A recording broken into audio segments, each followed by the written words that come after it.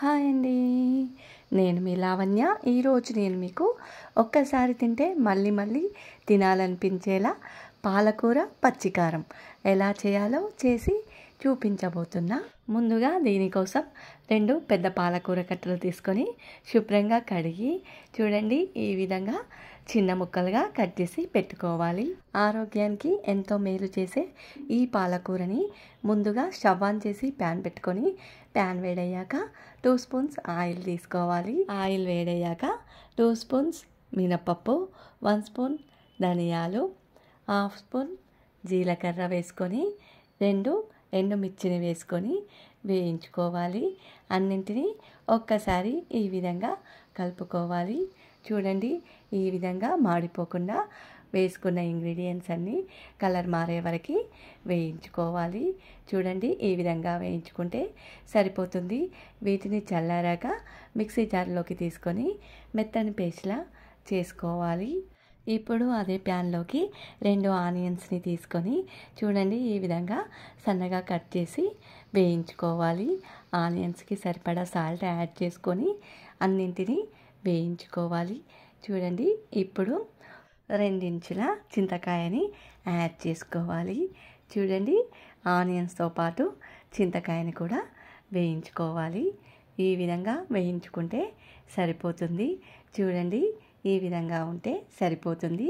ఇది చల్లారాక మిక్సీ జార్లో వేసుకొని మెత్తని పేస్ట్లా చేసుకోవాలి. చూడండి ఆనియన్స్ని యాడ్ చేసుకున్నాం. తగినంత సాల్ట్ యాడ్ చేసుకొని 2.5 స్పూన్ల రెడ్ చిల్లీ పౌడర్ కూడా యాడ్ చేసుకొని మెత్తని పేస్ట్లా చేసుకోవాలి. ఇప్పుడు ఇందులోకి 10 వెల్లుల్లి రెబ్బలని కూడా యాడ్ చేసుకొని పేస్ట్లా చేసుకోవాలండి. ఇప్పుడు అదే ప్యాన్లోకి 2 స్పూన్స్ ఆయిల్ తీసుకొని ఆయిల్ వేడయ్యాక 1/2 స్పూన్ జీలకర్ర, 1/2 స్పూన్ ఆవాలు, 1 స్పూన్ మినప్పప్పు, 2 రెమ్మల కరివేపాకు వేసుకొని వేయించుకోవాలి. ఇప్పుడు ఇందులోకి 1 స్పూన్ పసుపు యాడ్ చేసుకొని పచ్చివాసన పోయే వరకు వేయించుకోవాలి. ఇప్పుడు ఇందులోకి కట్ చేసి పెట్టుకున్న పాలకూరని యాడ్ చేసుకోవాలి. అంతా కలిసే విధంగా ఒకసారి కలుపుకొని మూత పెట్టి కవర్ చేసుకోవాలి. ఒక 5 మినిట్స్ ఉంటే సరిపోతుంది. 5 మినిట్స్ తర్వాత పాలకూర కుక్ అయింది కదండి. ఒక్కసారి అంతా కలిసే విధంగా కలుపుకోవాలి.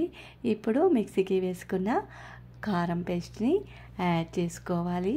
ఇప్పుడు అంతా కలిసే విధంగా ఒకసారి కలుపుకొని మూత పెట్టి ఒక 2 to 3 మినిట్స్ కుక్ చేసుకోవాలి. ఓకేనండి, పాలకూర పచ్చికారం రెడీ అయింది. దీనిని ఒక సర్వింగ్ బౌల్లోకి మార్చుకోవాలి. ఓకేనండి, ఎన్నో ఆరోగ్య ప్రయోజనాలున్న పాలకూర పచ్చికారం రెడీ అయిందండి. ఒక్కసారి తిన్నారంటే మళ్ళీ మళ్ళీ తినాలనిపించే టేస్ట్తో పాలకూర తినని వారు కూడా ఇలా చేస్తే ఎంతో ఇష్టంగా తింటారండి. పిల్లలకి పెద్దలకి ఎంతో మేలు చేసే పాలకూర పచ్చికారం రెడీ అయిందండి. ఓకేనండి, నా వీడియోస్ మీకు నచ్చినట్లయితే లైక్ చేయండి, షేర్ చేయండి. నా ఛానల్ని ఇంతవరకు సబ్స్క్రైబ్ చేసుకొని వారైతే తప్పకుండా సబ్స్క్రైబ్ చేసుకోండి. ఓకే.